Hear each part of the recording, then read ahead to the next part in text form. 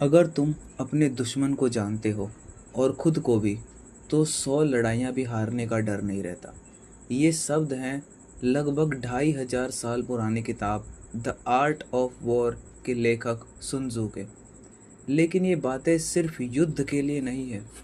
ये सीख आज के ज़माने में बिजनेस, एग्ज़ाम्स, करियर और ज़िंदगी की हर चुनौती के लिए भी उतनी ही ज़रूरी है। आज की इस वीडियो में हम इसी एक सीख को गहराई से समझेंगे। खुद को जानो, दुश्मन को पहचानो, और जानेंगे कि कैसे यह एक लाइन आपकी सोच और सफलता दोनों बदल सकती है। Welcome to Think Read Repeat, जहां हम किताबों को आसान और ज़िंदगी से जुड़ा बनाते हैं। सुन त्जू प्राचीन चीन के एक जर्नल और रणनीतिकार थे। उस समय चीन अलग अलग राज्यों में बटा था और लगातार युद्ध होते रहते थे। उन्होंने कहा, युद्ध जीतने के लिए ताकत से ज़्यादा ज़रूरी है सोच, समझ और रणनीति। उनका सबसे मशहूर कथन था, यदि तुम अपने दुश्मन को जानते हो और खुद को भी, तो 100 लड़ाइयों से भी डरने की ज़रूरत नहीं। मतलब साफ है, अगर तुम खुद को नहीं जानते तो तुम भीतर यानी अंदर से कमज़ोर हो, अपने मन से कमज़ोर हो।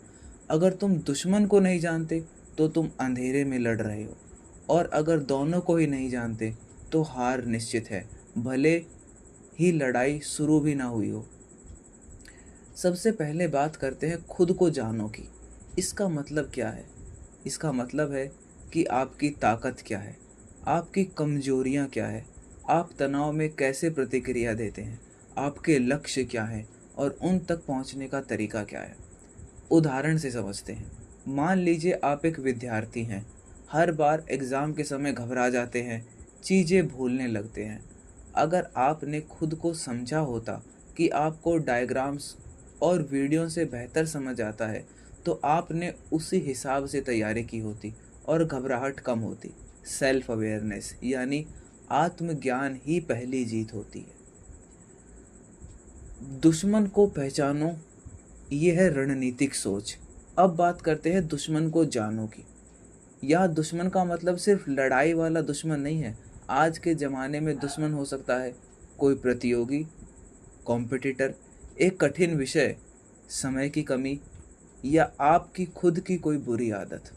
एग्जाम्पल, जब स्टीव जॉब्स ने एप्पल शुरू किया तो उन्होंने सिर्फ अपने प्रोडक्ट पर फोकस नहीं किया, उन्होंने माइक्रोसॉफ्ट को अच्छी तरह से समझा।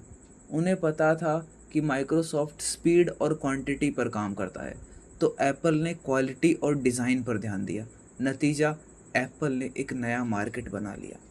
जब तक आप अपने सामने वाले को ठीक से नहीं समझते, आप उसकी रणनीति को तोड़ नहीं सकते। खुद और दुश्मन दोनों को समझना। सुन त्जू ने कहा, जब तुम खुद को और अपने दुश्मन को पूरी तरह समझते हो, तब हर लड़ाई शुरू होने से पहले ही जीत ली जाती है। अब इसका मतलब क्या है? खुद को स्वॉट एनालिसिस करो। Strength, weakness, opportunities, threats, SWOT। अपने मुकाबले की सिचुएशन को पूरी तरह ऑब्जर्व करो और फिर एक सटीक रणनीति बनाओ। उदाहरण के लिए, मान लीजिए आप एक यूट्यूब क्रिएटर हैं। आपको पता है कि आप इंगेजिंग स्टोरीज बना सकते हो, लेकिन आप कंसिस्टेंट नहीं हैं। आपका कॉम्पिटिटर रोज़ वीडियो डालता है। आप क्या करें? आप हफ्ते में सिर्फ 2 वीडियो डालिए, लेकिन ऐसी क्वालिटी के साथ कि वो वायरल हो जाए। मतलब अपनी स्ट्रेंथ्स और दुश्मन की स्पीड दोनों को ध्यान में रखते हुए स्ट्रेटजी बनाइए। प्रैक्टिकल टिप्स, इसे अपनाएं कैसे? अब बात करते हैं इस सोच को प्रैक्टिकल लाइफ में कैसे इस्तेमाल करें। जैसे शुरुआत करते हैं एग्ज़ाम से। अपने सिलेबस को टुकड़ों में बांटो, जैसे इजी, मीडियम, हार्ड। खुद की समझ की सीमा को पहचानो, उसी हिसाब से टाइम टेबल बनाओ। अब बात करते हैं बिजनेस के लिए। अपने प्रोडक्ट की खासियत जानो, मार्केट रिसर्च करो, कॉम्पिटिटर की प्राइसिंग, ऑफर्स, एड्स, सब कुछ ऑब्जर्व करो। पर्सनल लाइफ में आपको कौन सी बातें परेशान करती हैं, इस बात का ध्यान रखो। आपकी किस आदत की वजह से आप पीछे रह जाते हैं। जब आप खुद को और अपने आसपास की परिस्थितियों को समझते हैं, तब आप गलतियां नहीं दोहराते, बल्कि स्मार्ट डिसीजन लेना शुरू करते हैं। आज की दुनिया एक युद्ध भूमि है। यहाँ जीतता वही है जो खुद को पहचान पाता है, अपने दुश्मन की चाल रणनीति को समझ पाता है और सटीक रणनीति के साथ आगे बढ़ता है। सुन त्जू की ये एक लाइन आज भी उतनी ही पावरफुल है। खुद को जानो, दुश्मन को पहचानो, फिर हार का कोई डर नहीं। अगर ये वीडियो आपको अच्छी लगी हो तो लाइक कीजिए, शेयर कीजिए और नीचे कमेंट कीजिए, अब मैं खुद को जानता हूँ। मिलते हैं अगली वीडियो में, तब तक के लिए थिंक, रीड, रिपीट।